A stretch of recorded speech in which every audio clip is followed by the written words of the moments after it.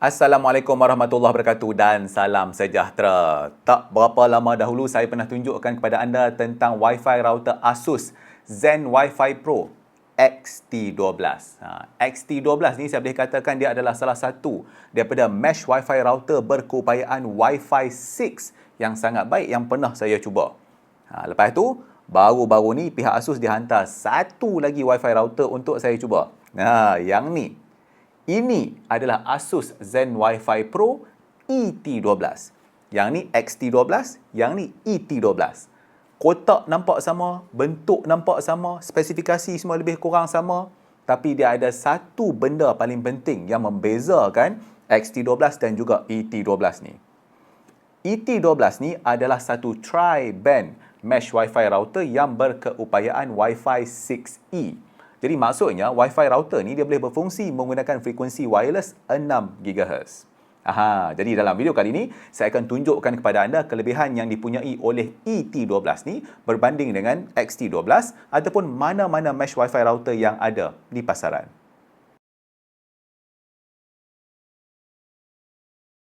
Mesti anda heran kalau saya kata hampir ke semua ciri-ciri yang ada pada XT12 ni ada pada ET12 ni, melainkan keupayaan ET12 ni menyokong rangkaian Wi-Fi 6E. Maka persoalannya, adakah berbalik untuk kita nak pilih ET12 kalau nak dibandingkan dengan XT12 yang lebih murah sikit harga dia? Okey, jap. Tapi kalau cakap pasal harga tu, ni saya kena cerita dulu kepada anda. Masa saya tengah buat video ni, ET12 ni masih lagi belum dijual secara rasmi di Malaysia. Nanti kalau dia dah jual secara rasmi, saya akan update semula lah harga dia kan.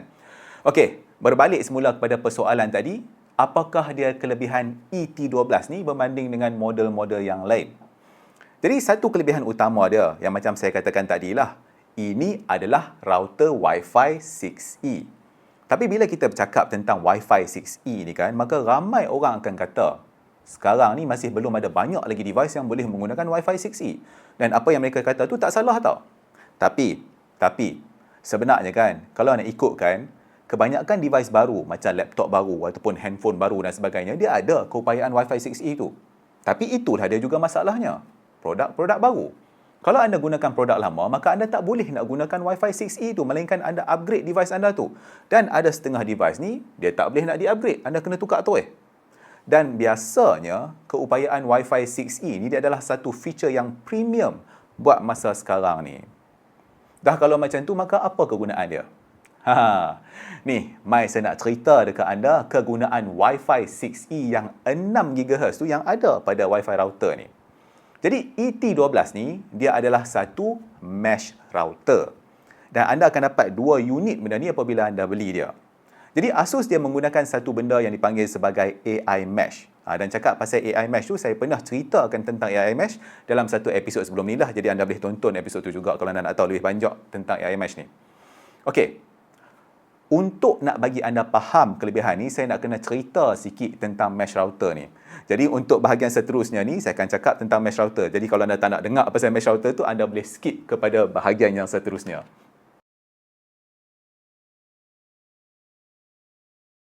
Alright, kalau anda menonton bahagian ni, maksudnya anda nak tahu pasal mesh router ni kan. Okey, mari saya cerita dekat anda. Untuk mesh router ni, dia ada satu benda yang dipanggil sebagai mesh router backhaul. Jadi mesh router backhaul ni digunakan untuk nak membolehkan mesh router ni bercakap di antara satu sama lain. Okey, contohnya macam ni. Katakanlah saya ambil satu device. Ini adalah ROG Phone 6 kan. Katakanlah telefon ni dia bersambung dengan router nombor 2 ni. Yang ni nombor 2, yang ni nombor 1. Saya gunakan ni sebagai contoh lah. Okey. Kedua-dua router ni dia akan bercakap antara satu sama lain menggunakan benda yang saya kata tadi, mesh backhaul.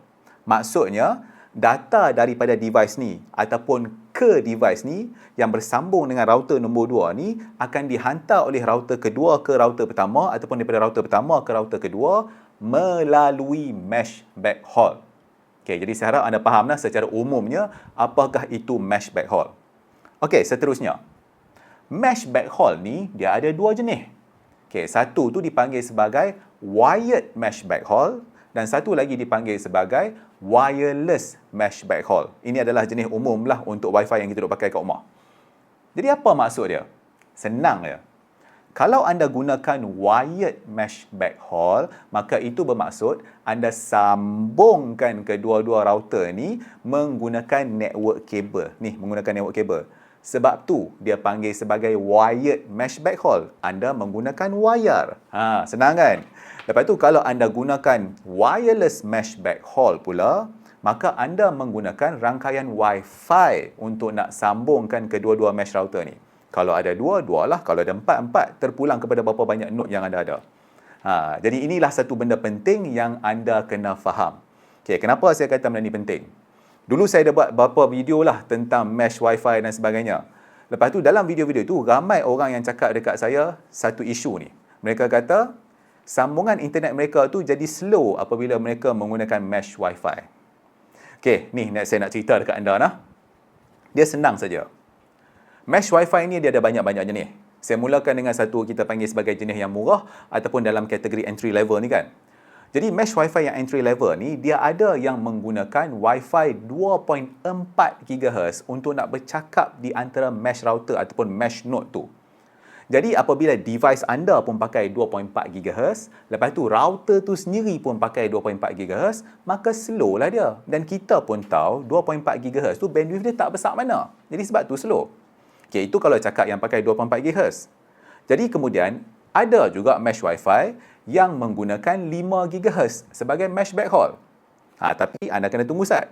Anda jangan fikir, kalau pakai 2.4 slow, pakai 5 mesti laju. Tak, dia bukan macam tu.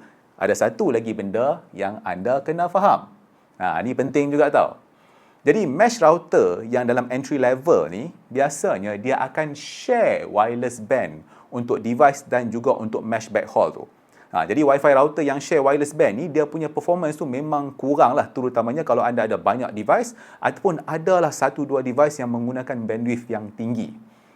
Okey, mungkin anda duk terfikir, dia kata apalah budak ni duk sembang pasal kongsi share apa pula kan. Okey, mai saya nak cerita dekat anda. Dia kongsi frequency band. Contohnya 5 GHz tu digunakan untuk nak connect kepada device-device anda. Contohnya macam ni. Phone ni ada 5 GHz, dia bersambung pakai 5 GHz. Lepas tu untuk nak bersembang di antara mesh router tu pun, dia pakai 5 GHz yang sama. Jadi itu tak baguslah kalau ada banyak device. Ataupun macam saya kata tadi, ada satu device yang gunakan bandwidth yang tinggi. Sebab benda ni dia akan menyebabkan Wi-Fi router tu jadi congested ataupun pendek katanya dengan bahasa mudah, slow. Dan biasanya mesh router macam ni dia akan dikenali sebagai dual band mesh router, dua band. Jadi mesh router yang high end ni dia tak akan kongsi wireless band tu untuk mesh backhaul ni. Dan biasanya yang high end router ni dia adalah tri band mesh Wi-Fi router. 3 tri, tadi dua. Okey. Boleh nah? Jadi router XT12 yang saya tunjuk tadi itu adalah salah satu contoh tri band mesh Wi-Fi router, di mana dia ada band 2.4 GHz untuk device, lepas tu dia ada satu band 5 GHz untuk device juga, kemudian dia ada satu lagi 5 GHz band yang digunakan khas untuk wireless mesh backhaul. Jadi dengan kata lain, dia ada dedicated 5 GHz band untuk wireless mesh backhaul tu, maka dia tak kacau band Wi-Fi untuk kegunaan device. Jadi ini tidak akan mengurangkan bandwidth Wi-Fi tu. Dia macam seolah kita ada 3 jalan macam tu lah. Dan kelebihan ET12 ni pula adalah anda boleh gunakan 6 GHz Wi-Fi band tu sebagai dia punya backhaul. Okey, sebelum saya teruskan, saya kena cakap dia ada satu kelemahan untuk ET12 ni. ET12 ni dia tak ada satu dedicated 5 GHz band untuk wireless mesh backhaul. Jadi kalau anda gunakan 5 GHz sebagai dia punya Wi-Fi mesh backhaul, maka frekuensi tersebut akan dikongsi dengan device-device anda yang bersambung kepada Wi-Fi router tu menggunakan 5 GHz. Dan ini akan mengurangkan performance 5 GHz anda. Jadi kalau anda tak ada device yang menggunakan 5 GHz, tak ada menjadi masalah. Tapi kalau anda ada device, maka anda janganlah guna backhaul tu melalui 5 GHz. Pilih 6 GHz ataupun pakai LAN cable. Dan cakap pasal LAN cable tu, sebab tu saya kata dekat anda adalah penting untuk anda gunakan wired mesh backhaul. Okey, ni saya tunjukkan kepada anda settings pada Wi-Fi router ET12 di bahagian AI Mesh. Jadi di bahagian management ni dia ada settings untuk backhaul connection priority. Jadi anda boleh pilih untuk nak set supaya ET12 ni menggunakan sambungan backhaul yang mana. Sama ada melalui Wi-Fi 5 GHz ke, ataupun Wi-Fi 6 GHz ke, ataupun port yang 2.5 gigabit per second tu. Boleh pilih salah satu. Jadi sekiranya tak ada device yang menyokong Wi-Fi 6E di rumah anda, maka anda bolehlah nak guna Wi-Fi 6 GHz tu untuk komunikasi antara mesh router ni. Dan salah satu kelebihan utama menggunakan 6 GHz sebagai Wi-Fi mesh backhaul adalah buat masa sekarang ni tak ada banyak sangat Wi-Fi interference pada frekuensi 6 GHz tu. Ramai orang duk pakai 2.4 GHz. Ramai orang pakai 5 GHz. Tapi tak ramai orang yang pakai 6 GHz. Malah saya boleh cerita dekat anda tempat ni. Dekat rumah saya ni pun saya tak nampak lagi sebarang Wi-Fi AP yang menggunakan frekuensi 6 GHz. Jadi dengan kata lain, channel 6 GHz tu dia agak bersih. Tak ada gangguan. Tapi tak boleh nak puji melangit sangat juga. Sebab seperti mana yang saya pernah cakap sebelum ni kan. Lebih tinggi frekuensi, maka lebih besar bandwidth. Betul. Tapi dia lebih pendek jarak. Lepas tu kalau ada banyak dinding di antara dua mesh router ni ataupun jarak di antara mesh router ni terlalu jauh, maka performance dia akan berkurangan. Jadi dia ada kelebihan dan dia ada kekurangan dia. Jadi macam yang saya katakan tadi, kalau nak dapatkan performance mesh router yang terbaik, maka gunakanlah wired mesh backhaul. Maksudnya sambungkanlah kedua-dua router anda semua tu menggunakan network kabel. Kalau ada 2 router, sambung dua-dua. Kalau ada 4 router, gunakan switch, sambung semua pakai network kabel. Dan cakap pasal network kabel tu, untuk ET12 ni, anda boleh sambungkan dia melalui 2.4 gigabit per second punya port tu. Jadi dia ada satu mesh backhaul melalui wired mesh backhaul yang berkelajuan sehingga 2.5 gigabit per second. Sempoi dah tu, cukup. Jadi inilah antara salah satu feature yang menyebabkan ET12 ni menjadi salah satu tri-band Wi-Fi 6E mesh router yang sangat sempoi. Dan sebab tu jugalah ET12 ni dalam kategori high-end consumer mesh router. Sambil itu, ni saya tunjukkan kepada anda kelajuan sambungan Wi-Fi melalui ET12 ni. Jadi saya gunakan open speed test untuk nak test kelajuan sambungan Wi-Fi antara telefon ni, Asus ROG Phone 6 ni dan juga Wi-Fi router ET12 ni. Jadi saya buat testing untuk Wi-Fi 2.4 GHz, 5 GHz dan 6 GHz. Dan seperti yang anda boleh tengok, dia punya kelajuan Wi-Fi tu memang sempoi. Dan saya cerita siap-siap lah, masa saya buat testing ni, jarak telefon antara Wi-Fi router tu adalah dalam 1 meter ke 2 meter lebih kurang macam tu.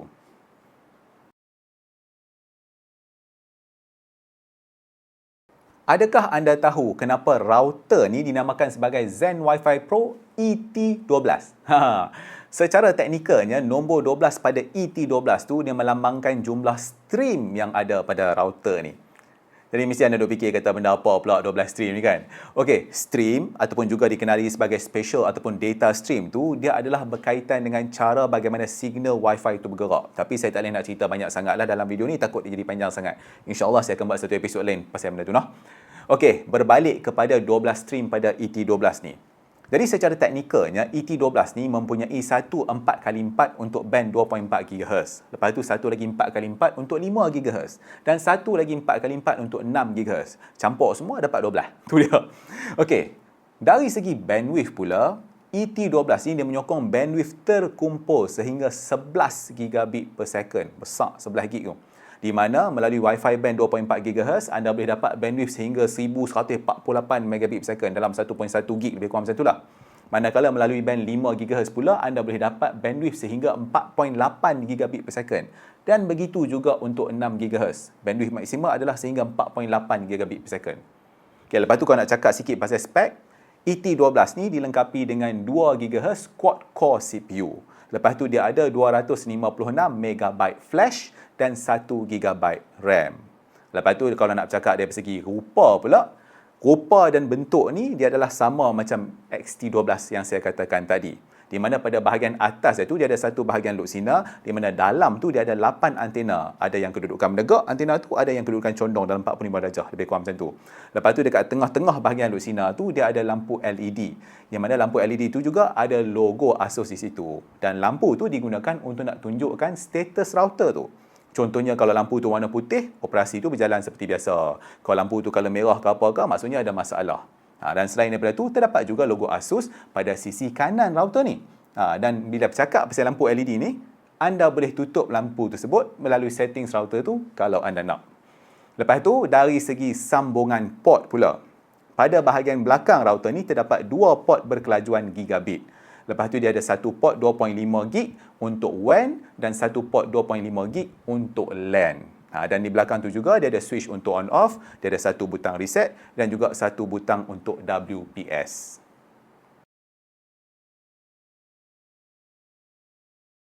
Sekarang mai saya cerita pula beberapa ciri menarik yang ada pada XT12 ni.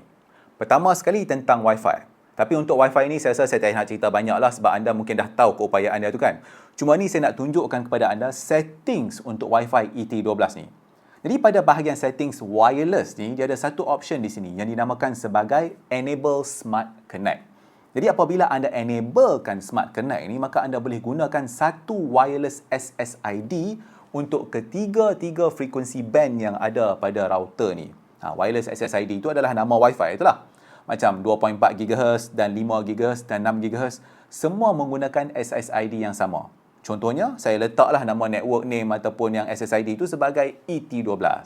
Jadi di dalam rumah anda nanti, anda hanya akan nampak satu SSID saja. Tak kisahlah anda bersambung dengan Wi-Fi router yang pertama ke, Wi-Fi router yang kedua ke, melalui 2.4 GHz ke, 5 GHz ke, 6 GHz ke apa ke, anda nampak satu SSID sahaja. Satu SSID, satu password, connect sekali saja. Pergilah dekat mana dalam rumah anda sekalipun, selagi mana ada coverage Wi-Fi, selagi itulah anda akan ada sambungan internet. Dan bagusnya Smart Connect ni adalah device anda akan gunakan wireless frequency band yang paling sesuai untuk dia. Kalau device anda hanya boleh gunakan 2.4 GHz, maka dia akan connect melalui 2.4 GHz. Kalau dia boleh gunakan 5 GHz, dia akan connect dengan 5 GHz. Kalau dia support 6 GHz, maka dia akan pilih 6 GHz. Anda tak payah kisah, connect sahaja. Jadi Smart Connect ni dia memudahkanlah kerja kita. Tapi, kalau anda nak asingkan SSID untuk 2.4, 5 dan 6 semua tu, maka anda bolehlah disablekan Smart Connect ni. Maka nanti anda akan ada 3 SSID yang berlainan. Macam contoh ni, saya gunakan 3 nama lah. ET12 2.4G, ET12 5G, ET12 6G semua tu kan. Jadi dia ikut Wi-Fi frekuensi yang digunakan. Jadi biasanya kita asingkan SSID ni bila kita nak buat testing dan sebagainya lah. Okey, dan bercakap pasal Wi-Fi ni juga, untuk yang 5 GHz dan 6 GHz tu, maksimum channel bandwidth yang anda boleh set adalah sehingga 160 MHz. Okey, selesai bab wireless. Ciri menarik seterusnya yang ada pada ET12 ni adalah keupayaan dia untuk melakukan bonding ataupun link aggregation, di mana anda boleh gabungkan LAN port 1 dan juga LAN port 2 pada router ni untuk dapatkan bandwidth sehingga 2 gigabit per second. Jadi link aggregation ni anda boleh gunakan untuk nak sambungkan Wi-Fi router ni kepada benda lain yang menyokong link aggregation. Contohnya macam network attached storage ataupun NAS ataupun benda-benda lain lah, tak kisah apa yang support kan. Tapi ada satu benda dekat sini yang saya perasan lah, sayang satu benda tau. Anda tak boleh nak gabungkan kedua-dua port 2.5 gigabit per second melalui bonding ataupun link aggregation untuk kegunaan LAN. Untuk kegunaan LAN tak boleh. Jadi kalau kita boleh gabungkan dua-dua port tu sampai jadi 5 gigabit untuk kegunaan LAN, memang sempoi. Anda cuma boleh gabungkan kedua-dua port 2.5 gigabit per second tu apabila anda gunakan feature WAN link aggregation. Jadi anda bolehlah dapat sambungan internet sehingga 5 gigabit per second. Okey. Jadi selain daripada tu, ET12 ni juga dia menyokong keupayaan dual WAN. Jadi anda boleh gabungkan dua sambungan internet. Contohnya, katakan anda ada sambungan internet daripada TM Unifi Fiber. Lepas tu anda ada satu lagi sambungan internet daripada Allo City Broadband. Contohnya kan. Jadi anda boleh sambungkan kedua-dua internet itu pada router ni.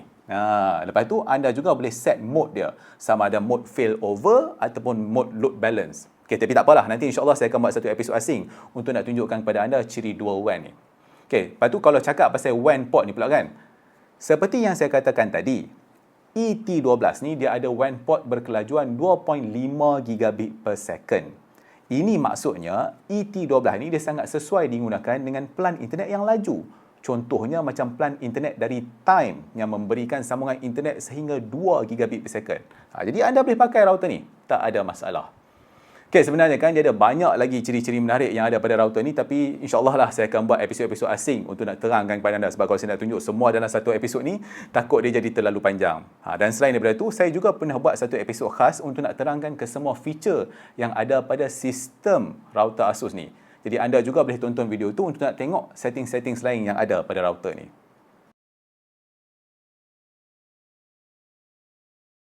Jadi itulah dia review ringkas saya tentang Asus Zen Wi-Fi Pro ET12. Jadi insyaAllah seperti yang saya katakan tadi, saya akan hasilkan beberapa episod lagi untuk nak tunjukkan kepada anda beberapa lagi ciri menarik yang disokong oleh Wi-Fi router ni.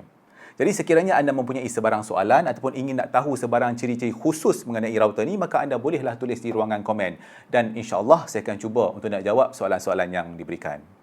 Okey, saya rasa cukuplah dulu untuk episod kali ini. Jadi saya nak ucapkan jutaan terima kasih kepada pihak Asus kerana memberikan router ni kepada saya, dan saya juga nak ucapkan jutaan terima kasih kepada anda semua kerana sudi menonton.